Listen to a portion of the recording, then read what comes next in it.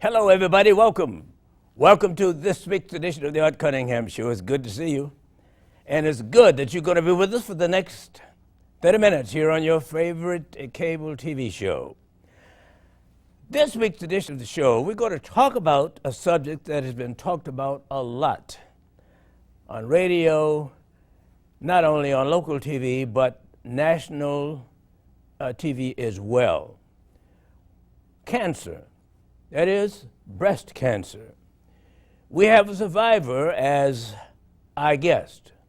We're going to talk about some of the details, and she may even give you some tips as to how you can have cancer, that is breast cancer, and be around a long time to talk about it. My guest is Christine Clifford. Christy, welcome.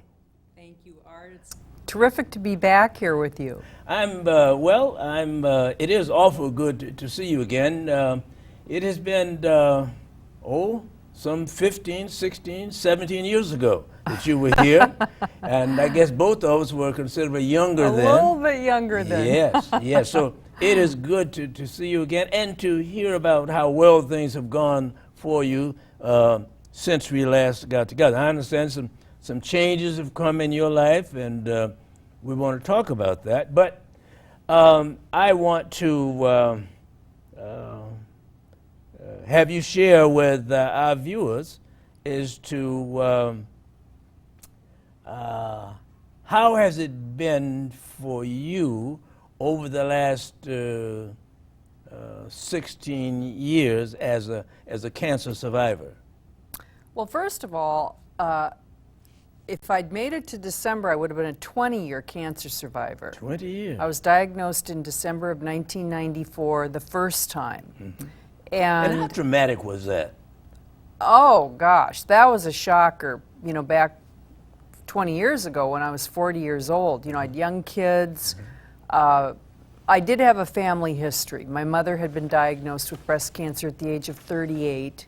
And unfortunately, since things were so different back in those days, she didn't win her battle, and she died at the age of 42. Mm-hmm.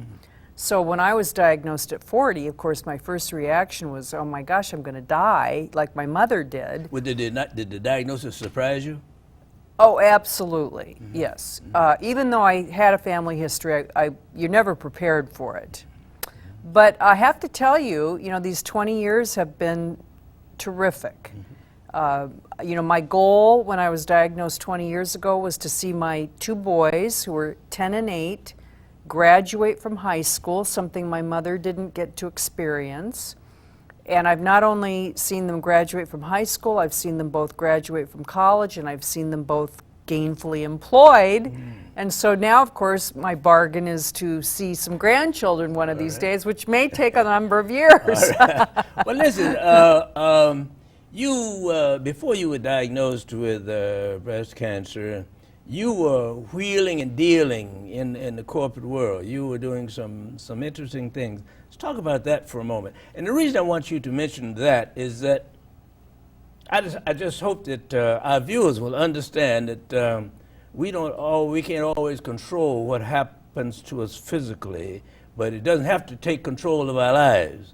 And right. So let's talk a little bit about, in spite of the fact that you were diagnosed with cancer, prior to that, and perhaps even after, you were wheeling and dealing among some of the bigwigs in the corporate world. Let's talk about that.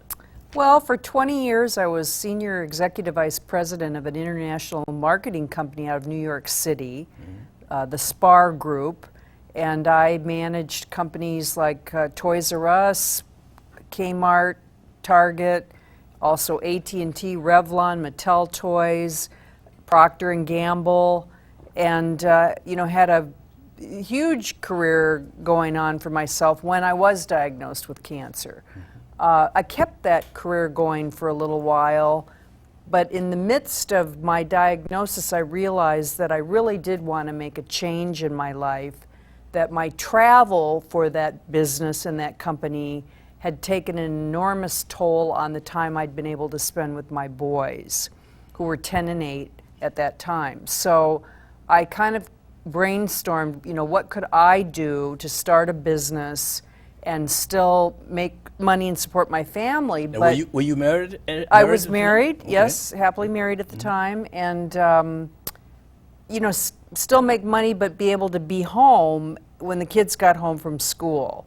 So you talk about going through treatment. In 1995, I did 10 months of chemotherapy, 30 days of radiation therapy. That's following an initial surgery, and was working full-time at SPAR, but writing my very first book, Not Now I'm Having a No Hair Day, starting my first company, the Cancer Club, writing, editing, starring in, producing an exercise DVD for women recovering from breast cancer surgery. So there was no moss growing under my feet while I was doing my first treatments back in '95. How did your diagnosis and the treatment affect how you were able to function at the corporate level? Well, I made a choice. It was as if I fell off the treadmill. I had been running, working 60-hour work weeks for 20 years, and the treadmill came to a screeching halt, which I now look back as a blessing, and thought, I need to make some changes in my life. I've been working too much, too hard. I haven't seen my family. I don't get enough time with my friends. Haven't been able to do my hobbies. And so I've always said, Art, that my first diagnosis of cancer was a blessing to me. It really changed my life in so many positive, significant ways that I would never go back and change that experience. I was about to ask you whether or not you have any regrets about the change that you made, moving from the corporate world to being an individual or being an entrepreneur. I have absolutely no regrets. I've been able to start 3 small businesses. I've traveled the world when I wanted to travel the world. I've had total freedom. If a friend calls me up and says, let's play golf on Wednesday, I've been able to do that. But the most important thing was I got to see my kids every day after school from that point of diagnosis in '95, until they graduated from high school. And of course, I had the freedom to see them during their college days. And so, no, I have no regrets. Christine, in the corporate world, we expect both men and women to look a certain way. Certain appearance becomes very important, especially at the level where you were functioning. Did the cancer affect your physical appearance at all? Oh, absolutely. I lost my hair, and first roundabout back in '95, I wore wigs and hats. But, I really kept up my corporate appearance. Hats kind of became my trademark at that point. Is that still true? No, I don't, only when I'm golfing. But cancer definitely affects your appearance. There's no question of it. Was it ever in remission? Well, I was in remission for 20 years. Were you in? I was in remission for 20 years, absolutely. And then it came back when? About 2 months ago. Now, it's not considered a recurrence or a metastasis from my first breast cancer. After 20 years, it's considered a completely separate cancer. But just as I did the first time, I found a lump again doing a self-exam in the same breast I'd had cancer in initially. And I found both of my cancers, as opposed to mammography or any other kind of diagnostic tools that we have available today. And so I'm a very strong advocate, as you can imagine, about knowing your body, taking care of yourself, and realizing when something about yourself seems different.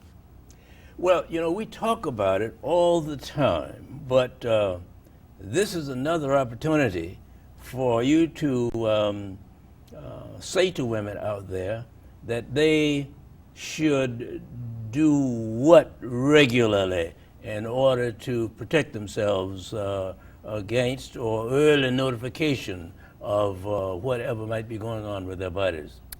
Well, I mean, you have to know your body. You have to know when there's the slightest little change, you know, that something seems abnormal or irregular, and if that persists and goes on for a number of days, you need to have it looked at. You know, particularly with breast cancer, I can't advocate enough that women, at least over the age of 40, should be doing self-exams on a monthly basis. Mm-hmm. And any slight change in their breast tissue should be pointed out to a specialist. Even if you've had treatment and is supposedly in remission, you still should take the same care? Absolutely. I mean, I found this lump. It didn't show up on a mammogram less than a year before. Now, I had a mammogram in January, and I found this lump in May. And it's early stage 1A, so I have an outstanding long-term prognosis. But, you know, the fact that I was doing self-exams is how I discovered it early. You know, if I'd waited until my mammography a year later, maybe it would have developed into stage 2. Well, now since you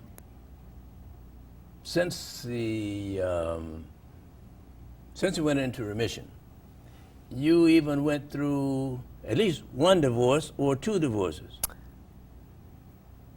Let's talk about the effect that a divorce or trauma can have on breast cancer. Did you experience, do you think that there is a relationship between breast cancer and the different traumas in life? Oh, absolutely. I think, you know, they've, you know, not discovered a cause for cancer, mm-hmm. other than lung cancer perhaps with smoking, but particularly with breast cancer, they don't know what causes it. But there's no question that stress, you know, does a lot of damage to your body. And yes, in answer to your question, I did go through 2 divorces, unfortunately, two and divorces. Sadly. Yes, I did. I was married for 29 years to my college sweetheart, and fortunately we're still friends and still see his family. And then I made a mistake that a lot of people make when they get divorced. I rebounded way too quickly with somebody I didn't do enough research on to discover all the horrible things that went on in that marriage. So I got out quickly, though. I learned my lesson and thought, you know, I really need to empower myself and take back control of my life. Mm-hmm, mm-hmm. Well, now, while you were recovering or in remission, you also have written some books. You've written books and you've done some public speaking. Let's talk about, first of all, let's talk about the books. As I understand, you've written 8 books. I've since just you had started my 8th book come out. Wow. Now we have a few of them laid out here, Christina. Let's talk about the 5 of them here. Okay. And what is it that brought you to writing these 5 books? Well, of the 8 books that I've written, I think 4 of them are about using humor to get through the cancer experience. So starting with my very first book, Not Now I'm Having a No Hair Day, this is a book of cartoons about all the humorous things that happened to me when I was going through my first journey. Mm-hmm. I believe I have a copy. You of do. that book. Okay, I would have that given you one. an Yes. autographed copy. Okay. I wrote a little children's book of cartoons called Our Family Has Cancer Too that went with that book for kids going through it. But then what happened is people all over the world started sending me funny stories about what happened to them when they went through their cancer experiences. So my third book, Cancer Has Its Privileges, Stories of Hope and Laughter, is one of those kind of, I call them compilation books, where my stories are in here, but other people's stories are in here, and then I put my trademark cartoons to their stories. And then all these years later, my newest cancer book, Laugh Till It Heals, notes from the world's funniest cancer mailbox, which is my company, the Cancer Club. Again, I had enough stories that I had accumulated from people to do, a fourth book on using humor in cancer. But then to circle back, after my 2 divorces, I started another company called Divorcing Divas. We host an annual conference here in the Twin Cities for people going through divorce. Our next conference is on Saturday, October 26th. And I wrote a humorous book about getting through divorce called The Clue Phone's Ringing, It's For You, Healing Humor for Women Divorcing. And again, this is a cartoon book, of funny things that can happen to you while you're going through divorce. Looks like it's easy reading, too. All easy reading. But then the other 2 books that I've written fall back on my sales and marketing expertise, which leads me to my third company, Christine Clifford Enterprises. I do consulting on branding and positioning for small companies and entrepreneurs. And I've written 2 books, and You Incorporated, The Art of Selling Yourself, and my newest book, Let's Close a Deal, Turn Contacts into Paying Customers for Your Company, Product, Service, or Cause. So I've really kind of tapped in. I have what I call an extremely eclectic collection of literature. Well, tell me, where can one purchase any one of those books? I suppose all of them. Well, all of my books are available on Amazon.com, BarnesandNoble.com, and each of my individual websites. So CancerClub.com, DivorcingDivas.com, ChristineClifford.com. So there's lots of places that people can buy the books. Now, you mentioned 3 smaller businesses that you've started. And they are related to some of the books that you have here. Talk about the 3 businesses that you started.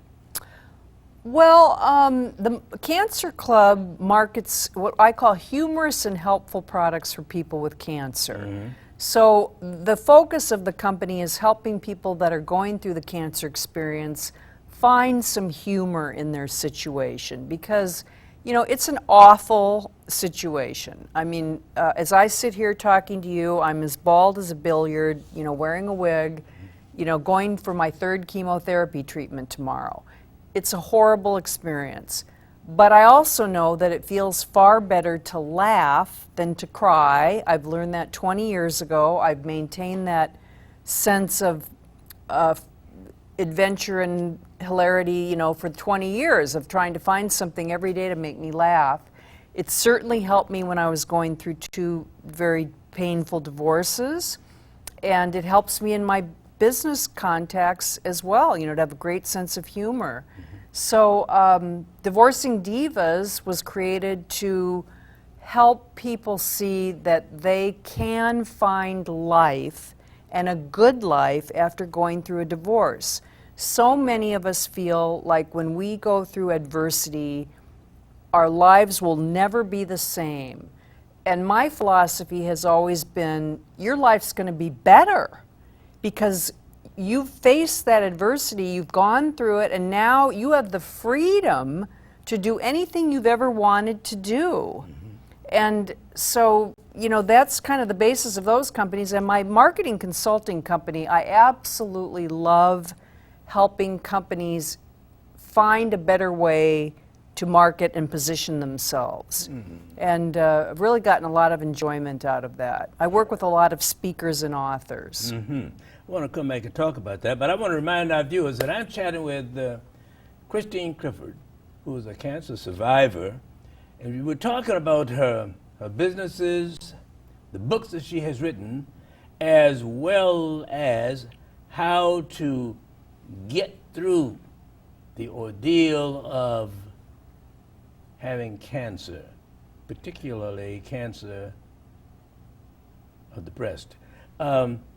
Christine, it sounds to me as if you are not consumed by the notion that you had cancer or you might have, are you going through the chemotherapy and that sort of thing.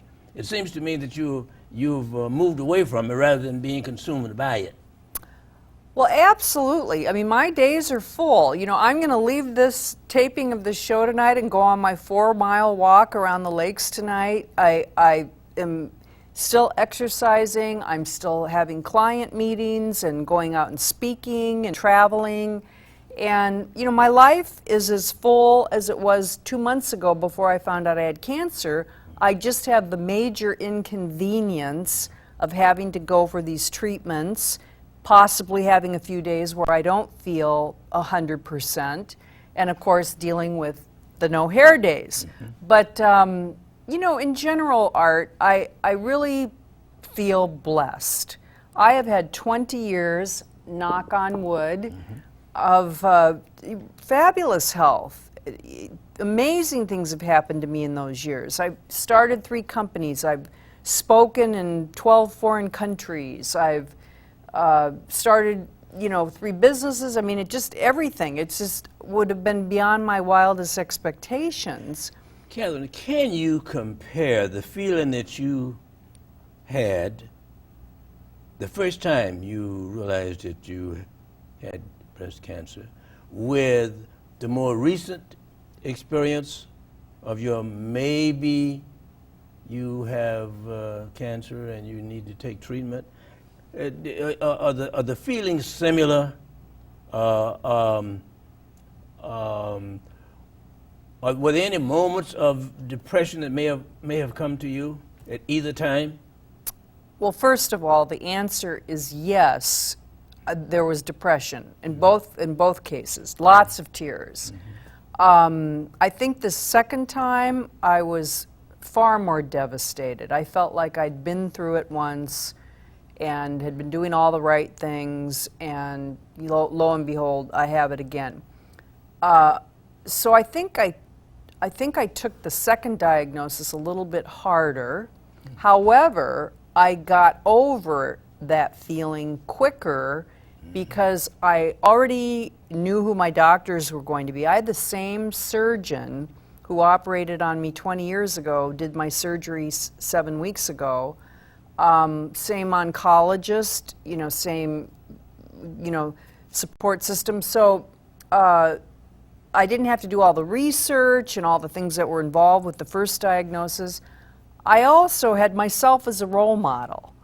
I knew I could get through it, and I knew that I could be a long-term survivor again. You know, so my goal with this treatment is that now I'll live another 20 years.